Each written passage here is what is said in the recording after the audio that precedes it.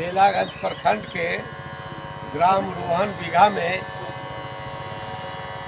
कृष्ण जन्माष्टमी के अवसर पर 3 दिन सांस्कृतिक कार्यक्रम यहाँ पर आयोजित किया गया। आयोजक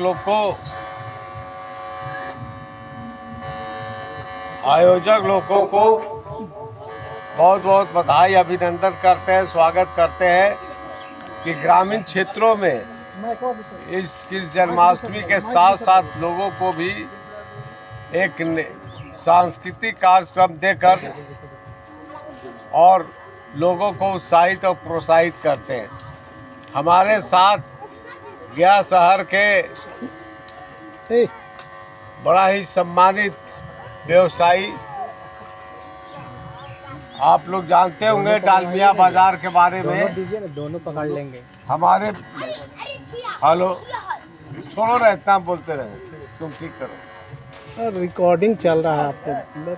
आज हमारे साथ मेरे आग्रह पर, चूँकि महाराज जी के बात भी हुई और चूँकि आज कई राजनीतिक कार्यक्रम भी हैं, आदरणीय सुप्रसाद डालमिया जी जो डालमिया बाजार के मालिक हैं, जो ये भी गया जिला के लिए, लोगों के लिए, सभी वर्गों के, सभी स्तर के लोगों के लिए, जो इनका जो कपड़ा का दुकान है, जितना संसाधन पॉकेट में पैसा है उसके हिसाब से गरीब लोगों के लिए भी और पैसे वालों के लिए भी सभी तरह के ये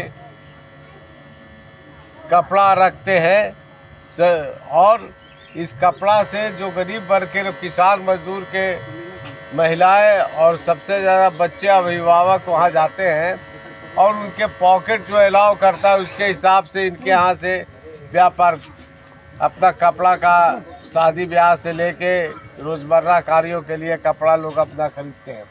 मेरे आग्रह पर इन्होंने इस ग्रामीण क्षेत्र में पहली बार आने का कार्य किया है।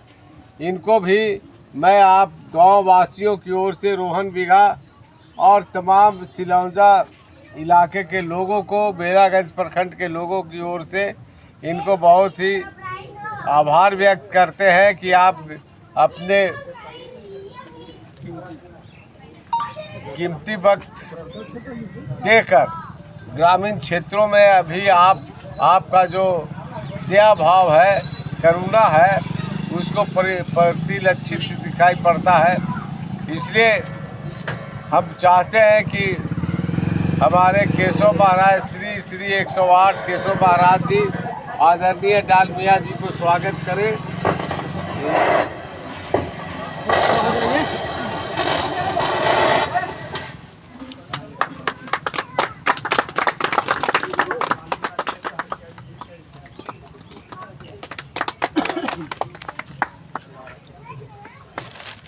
और आप लोग को जानकारी दें कि ऐसे दानी पुरुष भी है जिनको ईश्वर ने, लक्ष्मी ने धन संपत्ति दिया है तो दिल भी दिया है। और आप लोग जो 7 सितंबर से 22 सितंबर से जो गया में महान पितृपक्ष मेला होता है, पिंडदानी आते हैं, ये लगातार ये और इनके परिवार के लोग 2 जगह पर पिंडदानियों के जो गरीब वर्ग के भी लोग होते हैं उनको खाने पीने ठहरने का भी व्यवस्था करते हैं। और चाहे वो संख्या लाख जाए, 2 लाख, 10 लाख जाए, ये सभी का डालमिया बाजार परिवार की ओर से वहाँ पर ये सभी का भोजन का व्यवस्था भी किया जाता है। साथ ही साथ आप देखते होंगे कि जब धामी टोला में आप लोग पर्व के अवसर पर जाते होंगे तो लगातार चाहे दुर्गाष्टमी हो, दुर्गा सप्तमी हो या जितने भी कार्यक्रम हैं, ये लगातार अपने ही संसाधन से, अपने कंपनी के माध्यम से चलाते हैं और लोगों को जितना भी भीड़ में जाते हैं उनका प्रसाद और भोजन की भी व्यवस्था करते हैं। और भगवान कृष्ण के जन्म के अवसर पर आप लोगों ने इस ग्रामीण क्षेत्र में महाराज जी ने और इनके सहयोगियों ने, परिवार के लोगों ने जो बनाने का कार्य किया है, निश्चित रूप से आज कृष्ण के रास्ते पर ही चल के पूरे समाज का कल्याण किया जा सकता है।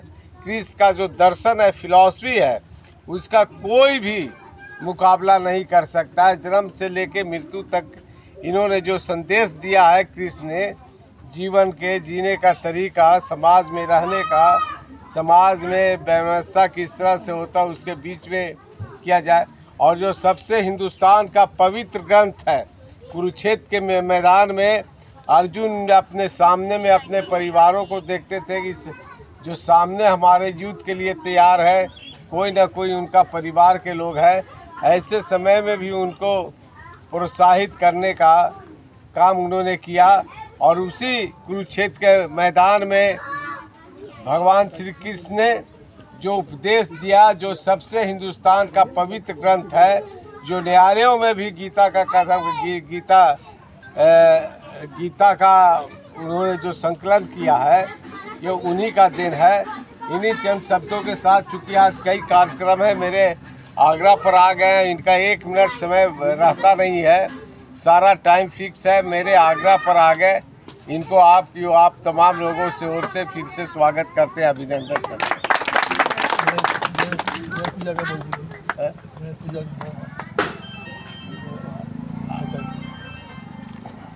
और बस अरे सब इनके गाड़ी पर रख दो। हाँ सर, अपना नाम बता दें सर।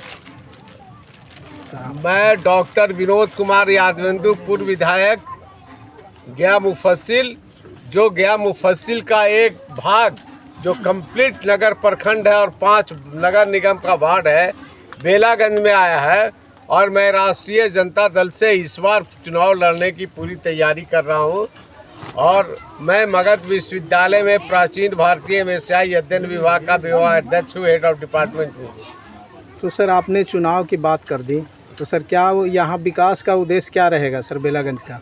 आप विकास का, आप हमारे इसी बेलागंज प्रखंड में एक प्रखंड है, नगर प्रखंड, किसी गांव में और किसी जाति और धर्म के लोगों के बीच में चले जाइए, तब आपको पता चलेगा कि हमने 10 वर्षों में क्या किया है। वहाँ एक भी हमारे काम करने के बाद तो वहाँ कोई काम ही नहीं हुआ है। और आप देख रहे होंगे, आप लोग के शैक्षणिक रूप से भी, आप लोग के पढ़ने लिखे वाले लड़के लड़कियों के कैसे आगे रोजगार मिले, ये विज़न मेरे पास है। मैं हमारी बात को अगर अपने अभिभावक गण अपने बच्चों को कहने पर मेरे बातों के अनुसार पढ़ा देंगे, तो हम आपको बताते हैं कि 6 महीना के अंदर में ही पढ़ाई पूरा करके 33,000 से 55,000 का नौकरी दिलवा देंगे। ये मेरे पास गारंटी है, विजन है। किसानों के नई तरह से उन्नत कृषि, शैक्षणिक रूप से आर्थिक स्थिति में जब तक सुधार नहीं होगा, हम गांव के लोग बहुत ज़्यादा विकास नहीं कर सकते हैं। क्योंकि आज गौर करो कि यही ज़मीन है, अगर आपके दादा के 5 एकड़ 10 एकड़ ज़मीन है, आपके चाचा 2 भाई हो गया, 5-5 हो गया, चौथे स्टेज में है, तो किसी को भी 1.25 बीघा और 15 कट्ठा से ज़्यादा ज़मीन नहीं रह गया है।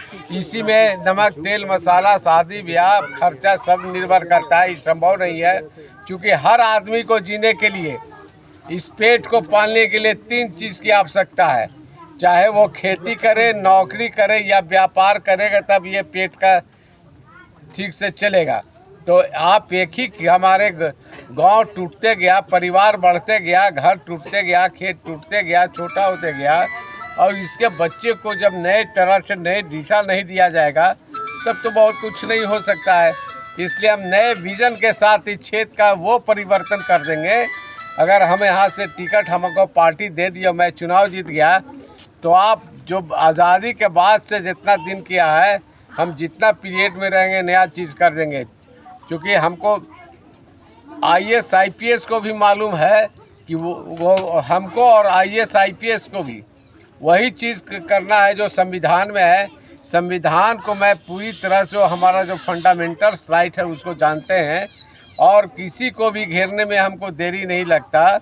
और आप देखे होंगे कि शहर से निकले कंडी नवादा पास जो नदी के किनारे 4-5 बड़ा बिल्डिंग है, आप लोग को अलर्ट करते हैं, वो मेरा लाया हुआ है पिछड़ा वर्ग कन्या आवासीय विद्यालय, और उसको अभी मगध मेडिकल कॉलेज में चलवा रहे हैं, है ना।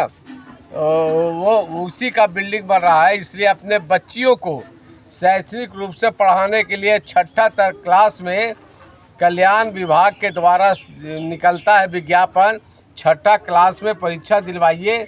और नॉर्मल एग्ज़ाम होता है। यहाँ टीचरों को भी हम सुधार देंगे, हर स्कूल को चले। मेरी आदत है, चूँकि मैं शैक्षणिक रूप से राष्ट्रीय अंतर्राष्ट्रीय पर स्तर पर गया हो, जब कभी चूँकि सर को जाना है, इसलिए वादा एजुकेशन पर वादे नहीं कर सकते हैं।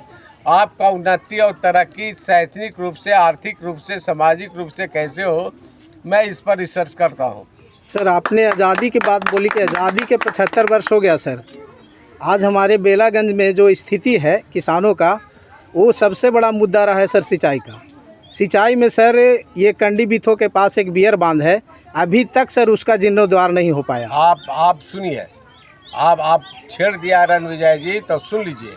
मैं जब विधानसभा का सदस्य था तो मैंने पास करवाया कॉजवे का, जिसको आप कह रहे हैं ये जो बांध बनाने का, बियर बांध। अब आप लोग को बतला दे कि इसका सबसे बड़ा दुश्मन हो गया। मैं इसको पास भी करा दिया कि बेलागंज से हमारा ही नीचे भी जाएगा। बेलागंज वाला जो कंडी नवादा से जो पानी निकलता है और दरहिम बीघा होते हुए 12 होते हुए इधर निकल के आएगा। लेकिन इसी बीच में जब हम विधायक थे, उसी वक्त में माननीय प्रेम कुमार जी, बीजेपी के लोग धार्मिक दृष्टिकोण से सिर्फ ये रख दिया कि फल्गु में बियर बांध, वो फल्गु विष्णुपद मंदिर के सामने बताया जाए।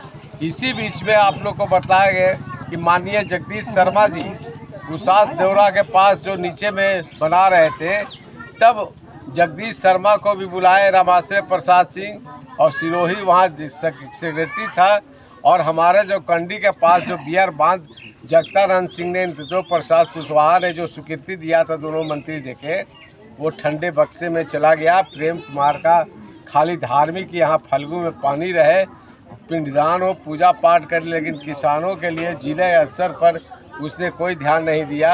अब इसको बेटा और जगदीश शर्मा ने कहा, इंजीनियरों के जो वर्ल्ड बैंक से वो बन रहा है 200 करोड़ रुपया का, जो बीच में अभी छूट गया है, वो उसमें जगदीश शर्मा जी ने कहा, और इंजीनियर चीफ सबको बुलाया गया।